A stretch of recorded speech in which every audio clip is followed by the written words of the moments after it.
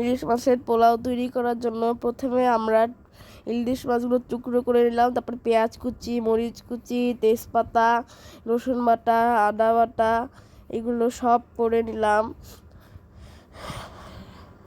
তারপরে আমরা এগুলো দই দিয়ে মাখিয়ে ম্যারিনেট করলাম। চালগুলো 10 মিনিট পানিতে ভিজিয়ে ধুয়ে ঝরিয়ে রাখলাম। এরপরে ম্যারিনেট করা মাছটা চুলায় রান্না বসালাম, সাথে হালকা পানিও দিলাম। এরপরে আমরা পোলাও রান্না করার জন্য চুলায় তেল দিলাম, আদা, রসুন, এলাচ, দারচিনি, তেজপাতা, পেঁয়াজ, মরিচ দিয়ে চালটা ভেজে নিলাম। রান্না করা মাছটা ঝোল এবং মাছটি আলাদা করলাম। পোলাওয়ের সাথে মাছটা দিলে ভেঙে যেতে পারে। মাছের ঝোলটি নিয়ে আমরা পোলাওয়ের সাথে মিক্সড করে নিলাম। কিছুক্ষণ নাড়াচাড়ার পরে এটার ভিতরে পানি দিলাম। কিছুক্ষণ চুলায় রাখতে হবে চালটি ফুটানোর জন্য।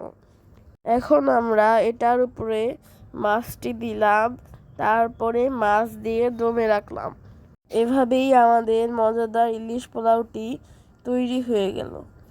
এর আগের ভিডিওতে আমরা ইলিশ মাছ সংরক্ষণের পদ্ধতি দিয়েছিলাম। সেই সংরক্ষিত ইলিশ মাছ দিয়ে এই পোলাওটি আমরা রান্না করেছি। পেঁয়াজগুলো আমরা তেল দিয়ে ভেজে বেরেস্তা তৈরি করলাম। এই বেরেস্তাগুলো দিয়ে আমরা ইলিশ পোলাওয়ের উপর সুন্দরভাবে পরিবেশন করলাম।